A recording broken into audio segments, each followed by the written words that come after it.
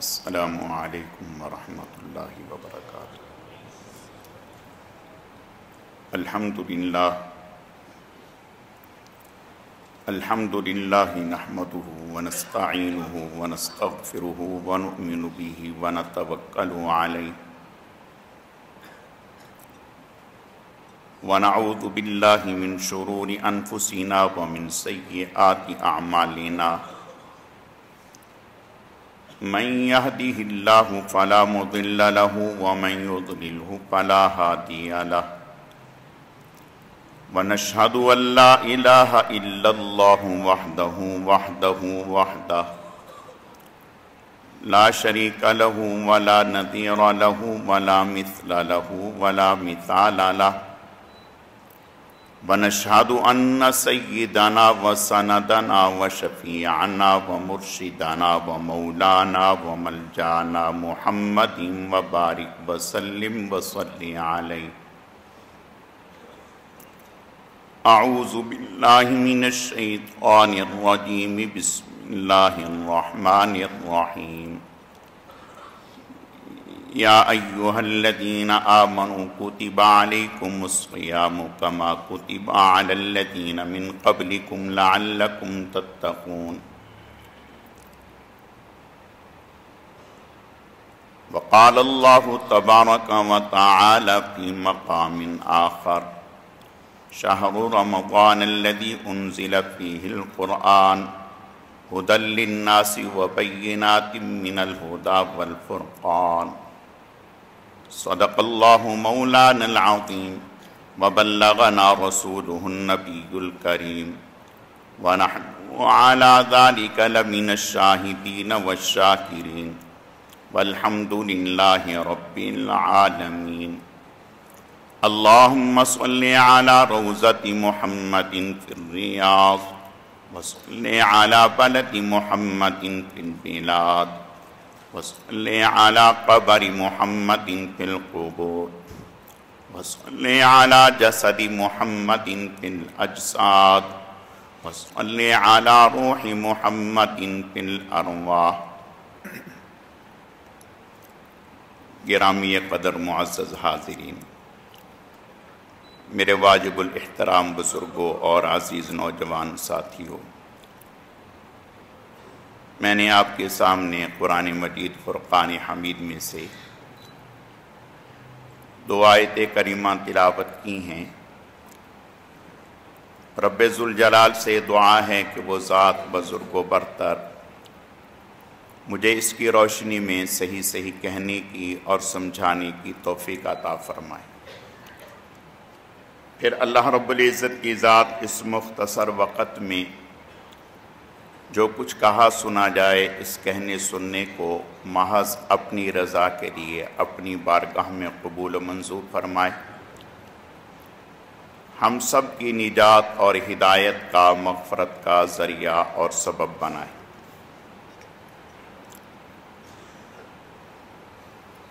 رمضان المبارک کا پہلا جمعہ ہے، اسی سے متعلق چند باتیں عرض کرنی ہیں۔ اللہ رب العزت صحیح کہنے کی، سمجھانے کی، سمجھنے کی، عمل کرنے کی توفیق عطا فرمائے۔ جو کہا سنا جائے اللہ رب العزت اپنی رضا کے لیے اپنی بارگاہ میں قبول و منظور فرمائے۔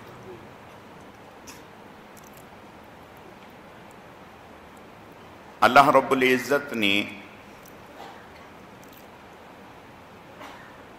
ہمیں رمضان المبارک کے روزے عطا فرمائے اور پھر ساتھ ہی یہ کہا کہ یہ صرف آپ پر نہیں بلکہ آپ سے پہلے لوگوں پر بھی روزے فرض کیے گئے۔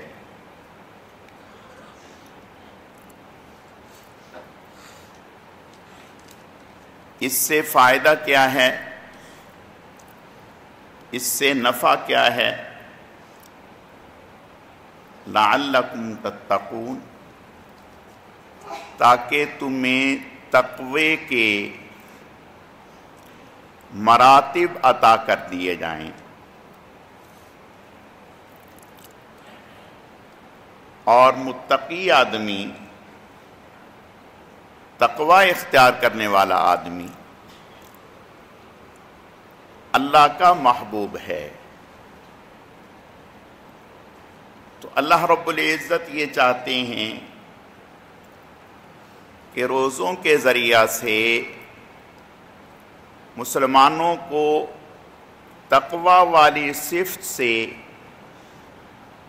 مالا مال کر دیا جائے اور پھر انہیں اپنا محبوب بنا لیا جائے۔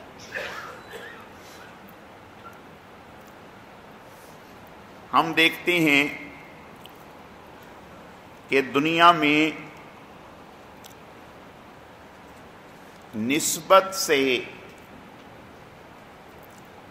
کسی بھی چیز کی عظمت کو چار چاند لگ جاتے ہیں۔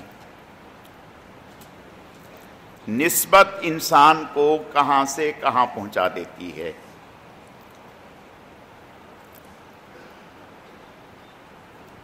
مثلا ایک کپڑا ہے جو نیا ہے، خوبصورت ہے، وہ اگر زمین پر گرتا ہے تو لوگ اس کی طرف زیادہ توجہ نہیں دیتے، کسی نے دیکھ لیا، اٹھا لیا اور بس اس کو جھاڑ کے رکھ دیا۔ لیکن ایک اور کپڑا ہے جو اس کے مقابلے میں زیادہ قیمتی بھی نہیں،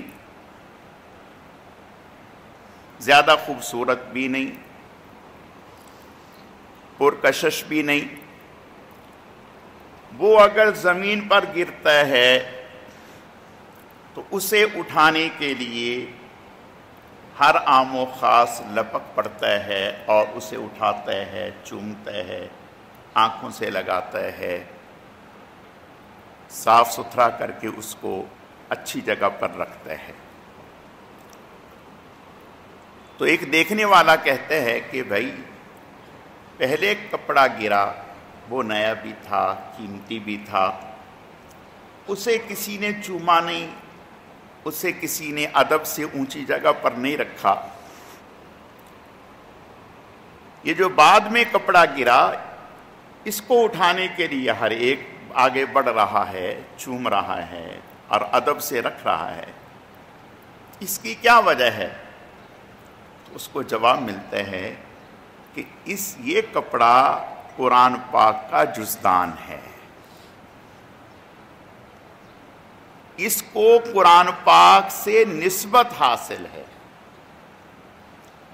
کپڑے کی ویلیو نہیں، کپڑے کی کوئی عظمت نہیں،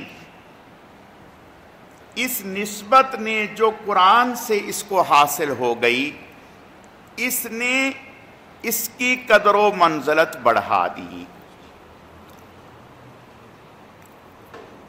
بیت اللہ اگر ہم دیکھتے ہیں تو بظاہر سادہ سی تعمیر ہے، عام سے بلاک لگے ہوئے ہیں، عام سا سیمنٹ لگا ہوا ہے، کوئی ہیرے جواہرات اس پر نہیں لگے ہوئے، لیکن دیکھتے یہ ہیں کیا بادشاہ، کیا امیر، کیا غریب، کیا ولی، کیا غوث، کیا کتب، کیا نبی، کیا صحابی، ہر ایک اس کے ساتھ چپک رہا ہے، ہر ایک اس کے ساتھ سینہ لگا رہا ہے، اسے چوم رہا ہے، ہاتھ پھیر رہا ہے، اپنے منہ پہ ہاتھ پھیر رہا ہے۔ تو ایک عام آدمی کہتا ہے کہ بھائی اتنی ساری دیواریں ہیں، یہ مجھے رنگ کہیں نظر نہیں آتا جو یہاں نظر آتا ہے۔ کتنی دیواریں ہیں، کسی دیوار کے ساتھ مجھے لوگ لپٹے ہوئے، چپکے ہوئے، ہاتھ پھیرتے ہوئے چومتے ہوئے نظر نہیں آ رہے، آخر یہاں کیا ہے؟ اس دیوار کے ساتھ کیا لگا ہے؟ تو انہیں جواب یہ دیا جاتا ہے کہ یہ بیت اللہ ہے، یہ بیت اللہ ہے، اللہ کا گھر ہے۔ یعنی ہم در و دیوار سے محبت نہیں کر رہے، ہم در و دیوار سے نہیں چمٹ رہے، بلکہ ان کے اوپر جو ہر وقت تجلیات الہیہ، رحمت الہیہ برس رہی ہیں، ہم اس کے ساتھ لگ کر چاہ یہ رہے ہیں کہ وہ رحمت الہیہ ہم پر بھی پڑ جائیں۔ ہم تو در حقیقت ان تجلیات الہیہ سے چمٹ رہے ہیں جو اسے اللہ کے گھر ہونے کی ایک نسبت حاصل ہے۔ بالکل اسی طرح سے مہینے تو سارے ہی اللہ کے ہیں، لیکن رمضان کے لیے یہ کہا گیا رمضان شہر اللہ، رمضان اللہ کا مہینہ ہے۔ جب رمضان اللہ کا مہینہ ہے اور روزہ، فرمایا کہ روزہ بھی عام عبادت نہیں، ہم نے باقی عبادتوں کے لیے تو ایک پیمانہ رکھ دیا، بھئی یہ عبادت کریں گے 10 گنا اجر، یہ عبادت کریں گے 700 گنا اجر، یہ عبادت کریں گے اتنا اجر۔ لیکن روزے کے لیے ہم نے کہا الصوم لی وانا اجزی بہ، روزہ میرے لیے ہے اور میں ہی اس کا بدلہ دوں گا۔ اور ایک روایت میں فرمایا کہ میں ہی اس کا بدلہ ہوں، گویا روزہ رکھنے والا در حقیقت مجھے اپنے دامن میں لے رہا ہے۔ جس نے روزہ رکھا اس نے روزہ نہیں رکھا، روزہ رکھ کر اپنے اللہ کو اپنے ساتھ لے لیا، خود اپنے اللہ کی آغوش میں چلا گیا۔ روزہ معمولی عمل نہیں۔ آپ صلی اللہ علیہ وسلم نے ارشاد فرمایا کہ اگر لوگوں کو پتہ چل جائے کہ اللہ نے اس مہینے میں کیا رکھا ہے، تو فرمایا میری امت کے لوگ تمنا کریں، حسرت کریں کہ اے اللہ پورا سال رمضان بنا دے۔ فرمایا اگر لوگوں کو پتہ چل جائے۔ آپ صلی اللہ علیہ وسلم نے ارشاد فرمایا کہ رمضان المبارک میں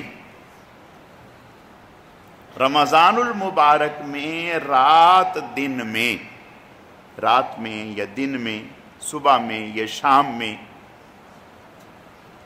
جب کوئی آدمی ایک سجدہ کرتا ہے، ایک، آپ صلی اللہ علیہ وسلم نے ارشاد فرمایا کہ اللہ تعالیٰ ایک سجدے پر 2500 نیکیاں عطا فرماتے ہیں۔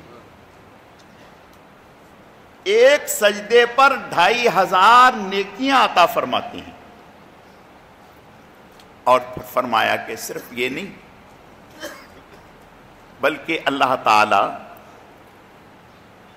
اسے جنت میں، یہ ایک سجدے کا عمل ہے، جنت میں ایسا مکان عطا فرماتے ہیں کہ جس کے دروازے 60,000 صرف دروازے ہیں، اور ہر دروازہ سونے کے محل میں کھلتا ہے۔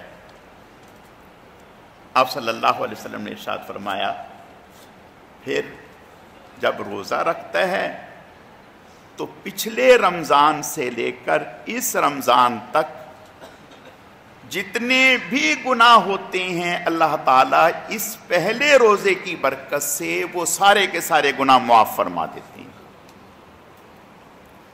اس سے بڑا انعام کیا ہوگا؟ پھر آپ صلی اللہ علیہ وسلم نے ارشاد فرمایا کہ صرف یہ نہیں، اس روزے دار کے لیے 70,000 فرشتے صبح سے شام تک اس کی مغفرت کے لیے دعا فرماتے ہیں۔ 70,000 فرشتے. یہ وہی فرشتے جو اللہ کی بارگاہ میں کہہ رہے تھے نحن نسبح بحمدک ونقدس لک. اے اللہ، اس انسان کو، آدم کو پیدا کرنے کی کیا ضرورت ہے؟ آدم کو پیدا کرنے کی کیا ضرورت ہے؟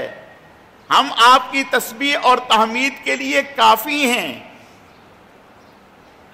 یہ تو زمین میں خون ریزی کریں گے، زمین میں فساد برپا کریں گے. وَيَسْفِكُ الدِّمَاءَ، زمین میں خون بہائیں گے. انہیں پیدا کرنے کی کیا ضرورت ہے؟ اور آج اللہ اکبر، روزے دار اسی بنی آدم کے روزے پر آپ صلی اللہ علیہ وسلم نے ارشاد فرمایا صبح سے شام تک 70,000 فرشتے اس کی مغفرت کی دعا کرتے ہیں. اور فرمایا صرف یہ نہیں، بلکہ جب بھی مسلمان روزے دار دعا کے لیے ہاتھ اٹھاتے ہیں تو اللہ تعالیٰ فرشتوں کو کہہ دیتے ہیں، اور وہ جو عرش الہی کو اٹھانے والے فرشتے ہیں انہیں بھی کہہ دیتے ہیں کہ اپنے سارے کام چھوڑ کر روزے داروں کی دعا پر آمین آمین کہتے رہیں اور گواہ رہیں کہ میں نے ان کی مغفرت کر دی. میرے عزیزو، روزہ وہ مبارک عمل ہے جس کی برکت سے انسان فرشتوں سے بھی آگے نکل جاتا ہے. آپ کہیں گے وہ کیسے؟ دیکھیں، روزے دار کے لیے حکم یہ ہے کھانا پینا نہیں، کھانا پینا نہیں ہے. روزے دار کے لیے حکم یہ ہے کہ آنکھ کی حفاظت کرنی ہے. روزے دار کے لیے حکم یہ ہے کہ زبان کی حفاظت کرنی ہے. روزے دار کے لیے حکم یہ ہے کہ سر سے لے کر پاؤں تک اپنے آپ کی حفاظت کرنی ہے ہر گناہ سے. ایک آدمی آنکھوں سے نابینا ہے، جسے نظر نہیں آتا، وہ کہے کہ میں نے ساری زندگی گناہ نہیں کیا، بد نظری نہیں کی، تو کہا جائے گا کہ آپ کے پاس بد نظری کی طاقت نہ تھی. آپ نے اگر بد نظری نہیں کی تو کوئی کمال کی بات نہیں، آپ کے پاس طاقت نہ تھی. طاقت ہوتے ہوئے بد نظری نہ کرتے، یہ کمال کی بات ہے. گونگا کہتے ہیں کہ میں نے ساری زندگی جھوٹ نہیں بولا، غیبت نہیں کی، تو کہا جائے گا کمال کی بات نہیں، آپ کے پاس طاقت نہ تھی. فرشتوں کو گناہ کی طاقت نہیں ہے، وہ بھوک نہیں جانتے. بھوک کیا ہے، پیاس کیا ہے، جھوٹ کیا ہے، غیبت کیا ہے، بد نظری کیا ہے، وہ اسے نہیں جانتے، نہیں سمجھتے، ان کے پاس طاقت ہی نہیں ہے. یہ مسلمان مومن بندہ جو اللہ تعالیٰ کے حکم کی وجہ سے، روزے کی وجہ سے صبح سے شام تک اپنے سر سے لے کر پاؤں تک پورے جسم کی حفاظت کر رہا ہے، آنکھوں کی حفاظت کر رہا ہے، زبان کی حفاظت کر رہا ہے، کانوں کی حفاظت کر رہا ہے، تو یہ وہ عمل ہے کہ جو اس کو سب سے آگے لے جا رہا ہے، اور یہ تقوی کا اعلیٰ مقام ہے. روزہ یہی تقوی پیدا کرتا ہے. جب انسان روزے دار ہوتا ہے، تنہائیوں میں بھی شدید پیاس ہو، سخت گرمی ہو، پانی کو 1000 دل چاہے، مواقع میسر ہیں، لیکن پیتا نہیں ہے. کیوں؟ کہتے ہیں کہ اللہ تعالیٰ دیکھ رہے ہیں، میں روزے دار ہوں، اللہ تعالیٰ دیکھ رہے ہیں، میرے روزے کو اللہ جانتے ہیں. اور یہی چیز ہے جو اس مسلمان میں پیدا کرنا چاہتے ہیں اللہ تعالیٰ. حضرت عمر بن خطاب رضی اللہ تعالیٰ عنہ کے زمانے میں گشت کر رہے ہیں، گشت، رات کا وقت، آخری ٹائم، ایک دروازے پر دستک دی، دستک نہیں دی، ایک دروازہ اندر سے آواز آئی، ایک خاتون اپنی بچی سے کہہ رہی ہے کہ بھئی دودھ نکالو اور اس میں پانی ڈالو. اب بچی کیا کہہ رہی ہے؟ امیر المؤمنین نے منع کیا ہے، امیر المؤمنین نے منع کیا ہے. ماں کہتی ہے کہاں ہے امیر المؤمنین؟ وہ تو یہاں نہیں ہے. کہا امیر المؤمنین نہیں ہے، احکم الحاکمین تو موجود ہے، اللہ تو ہیں. حضرت عمر رضی اللہ تعالیٰ عنہ رونے لگ گئے. صبح اس بچی کا رشتہ اپنے بیٹے کے لیے مانگ لیا. اسی بچی سے پھر عمر ابن عبدالعزیز پیدا ہوتے ہیں. تو میرے عزیزو، یہ روزہ یہ وصف پیدا کرتا ہے، وصف پیدا کرتا ہے کہ انسان جہاں بھی ہو روزے کے ساتھ ہے. شدید بھوک ہے، پیاس ہے، گرمی ہے، سردی ہے، ہزار دل چاہ رہا ہے پانی پینے کو، کلی بھی کر رہا ہے تو 10 دفعہ تھوک رہا ہے کہ کہیں غلطی سے پانی اندر نہ چلا جائے. کیا ہے؟ سمجھ رہا ہے کہ میرا روزہ ہے اور میرا روزہ اللہ کے لیے ہے اور اللہ تعالیٰ دیکھ رہے ہیں. میرے عزیزوں، یہی وصف پیدا کرنا چاہ رہے ہیں اللہ تعالیٰ کہ زندگی کے ہر موڑ پر، ہر عمل میں ہمارا دھیان اللہ کی طرف جائے کہ اللہ تعالیٰ ہمیں دیکھ رہے ہیں. جب یہ دھیان ہو جائے گا کہ اللہ تعالیٰ ہمیں دیکھ رہے ہیں تو پھر کوئی گناہ نہیں ہوگا، پھر اللہ کی نافرمانی نہیں ہوگی. انسان جب گناہ کرتا ہے، گناہ کے قریب جاتا ہے تو سارے دروازے بند کرتا ہے کہ کوئی دیکھ تو نہیں رہا، کوئی دیکھ تو نہیں رہا. جب اسے یقین ہوتا ہے کہ اب مجھے کوئی نہیں دیکھ رہا، پھر وہ گناہ کی طرف قدم بڑھاتا ہے. لیکن اگر اسے یہ یقین ہو کہ مجھے ایک طاقت دیکھ رہی ہے، ایک ذات دیکھ رہی ہے، تو پھر اس کا قدم گناہ کی طرف نہیں بڑھتا. تو روزے سے اللہ تعالیٰ انسان میں یہی وصف پیدا کرنا چاہتے ہیں، یہی تقویٰ پیدا کرنا چاہتے ہیں. اور آپ صلی اللہ علیہ وسلم نے ارشاد فرمایا جبرائیل علیہ السلام تشریف لائے، زینے پر قدم رکھا تو جبرائیل علیہ السلام نے فرمایا کہ میں کچھ لوگوں کے لیے بددعا کرنا چاہتا ہوں، آپ آمین کہیں. آمین کہی. دوسرے زینے پر، تیسرے زینے پر آمین آمین. لوگ حیران ہوئے، یا رسول اللہ آپ تو ہمیشہ منبر پر تشریف لے جاتے ہیں، ایسا کبھی پہلے نہیں ہوا. آپ نے ارشاد فرمایا جبرائیل علیہ السلام جو فرشتوں کے سردار ہیں وہ آئے اور فرمایا کہ اللہ کی اجازت سے میں کچھ لوگوں کے لیے بددعا کرنا چاہتا ہوں، آپ آمین کہیں. تو انہوں نے بددعا کی، ایسا شخص تباہ و برباد ہو جائے جو والدین کو پائے اور جنت کا مستحق نہ بن سکے. یعنی ان کی خدمت کر کے، ان کو راضی کر کے جنت کا مستحق نہ بن سکے. ماں باپ دنیا سے ناراض جائیں. میں نے کہا آمین. دوسرا وہ شخص جس کے سامنے میرا نام لیا جائے، آپ صلی اللہ علیہ وسلم کا نام لیا جائے، سن کر درود پاک نہ پڑے، فرمایا برباد ہو جائے. میں نے کہا آمین. تیسرا وہ انسان جو رمضان جیسا مبارک مہینہ پائے اور اپنی مغفرت نہ کروا سکے، وہ بھی تباہ و برباد ہو جائے. میں نے فرمایا آمین. میرے عزیزو، رمضان تو وہ مہینے ہے کہ صبح و شام منادی ہوتی ہے کوئی مانگنے والا؟ سارا سال ہم پیچھے ڈھونڈتے ہیں رحمت الہیہ کو، ہم ڈھونڈتے ہیں وہ گھڑیاں، وہ مواقع، وہ جگہیں، وہ طریقے جن سے دعائیں قبول ہوتی ہیں.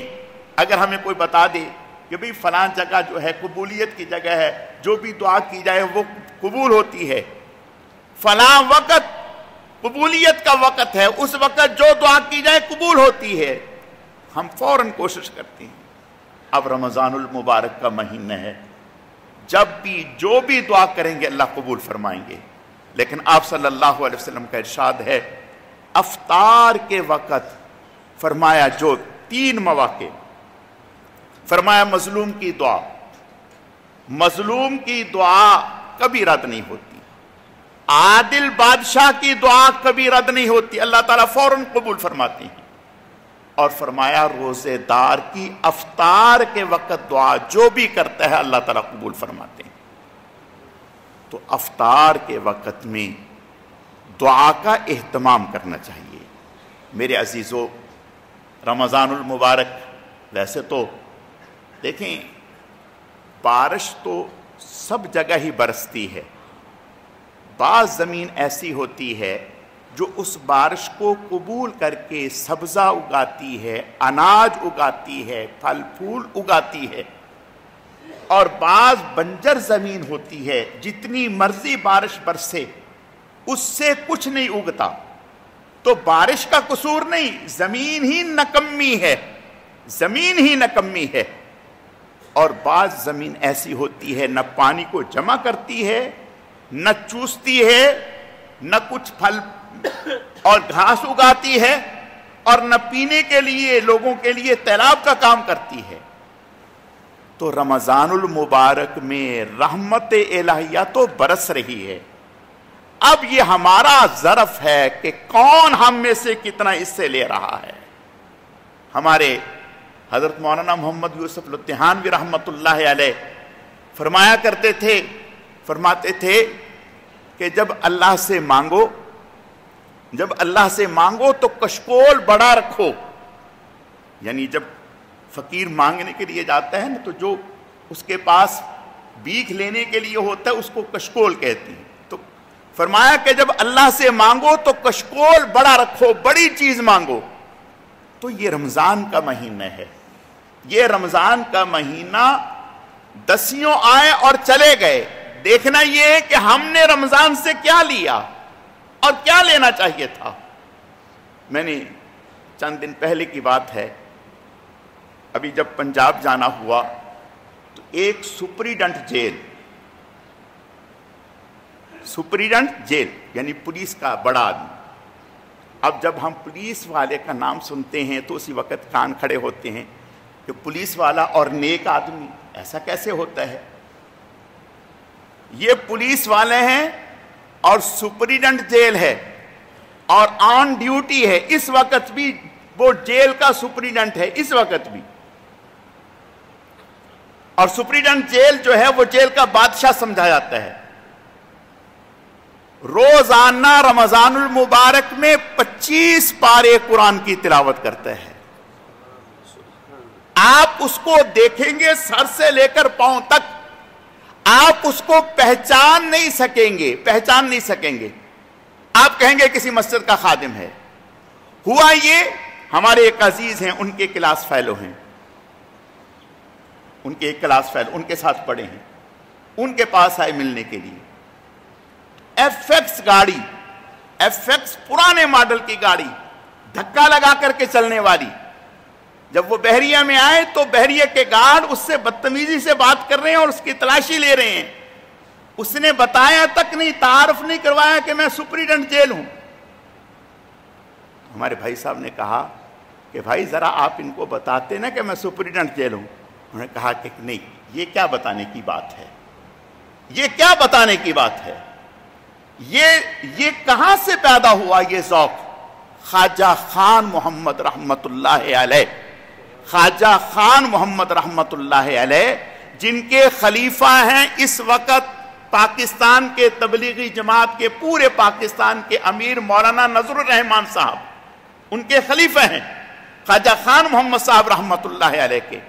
تو خواجہ خان محمد رحمت اللہ علیہ سے یہ سپریڈنٹ بیعت ہے، ان کے ساتھ تعلق ہے۔ اس سے اللہ نے یہ ذوق پیدا کر دیا کہ رمضان المبارک میں ہر دن میں 25 پارے تلاوت کرنا، وہ کہہ رہا میرا معمول ہے۔ صبح سے لے کر تراویح کے بعد تک جب تک 25 پارے پورے نہیں ہوتے میں چین سے نہیں بیٹھتا۔ پتہ چلا کوئی پانے والا ہو، لینے والا ہو، تو وہ کوئی بھی ہو، محروم رہے تو مسجد کا ملا بھی محروم رہ جائے، کچھ نہ کرے، لوگوں کو تو خوب دعوتیں دے اور خود کچھ نہ کرے، اور کرنے پہ آئے جنہیں ہم حقارت کی نظر سے دیکھتے ہیں اور سمجھتے ہیں کہ شاید ان کا دین سے کوئی تعلق نہیں ہے، اور وہ لوگ ایسے نظر آئیں تو میرے عزیزو، عرض کرنے کا مقصد یہ ہے کہ یہ رمضان المبارک کا مہینہ ہے، ہدف مقرر کریں، طے کریں کہ ہم نے اس رمضان میں کیا کرنا ہے، کتنے قرآن ختم کرنے ہیں، کتنے قرآن پاک ختم کرنے ہیں۔ نیت کریں کہ ہم کم از کم 6 یا 7 قرآن پاک تو لازمی ختم کریں گے، اور پھر زکوٰۃ کے ساتھ ساتھ عطیات میں سے بھی نیت کریں کہ اتنے ہزار اللہ تعالیٰ کے راستے میں اپنے اعزاء میں، رشتہ داروں میں، بہن بھائیوں میں، مسلمانوں میں خرچ کریں گے۔ افطاری کا ذہن میں لائیں، دیکھیں اللہ کے نام پر جتنا لوٹائیں گے اللہ اتنا ہی نواز دیں گے۔ یہ مہینہ تو لینے والا ہے، کوئی لینے والا ہو، اللہ تو دینے کے لیے ہر وقت تیار ہے، ہم بس اپنا دامن بڑا کریں۔ جب ہم اللہ کے لیے اپنے دامن کو کھول دیں گے، اللہ اپنی رحمتوں کے خزانے ہمارے لیے کھول دیں گے۔ اللہ تعالیٰ سمجھنے کی، عمل کرنے کی توفیق عطا فرمائے۔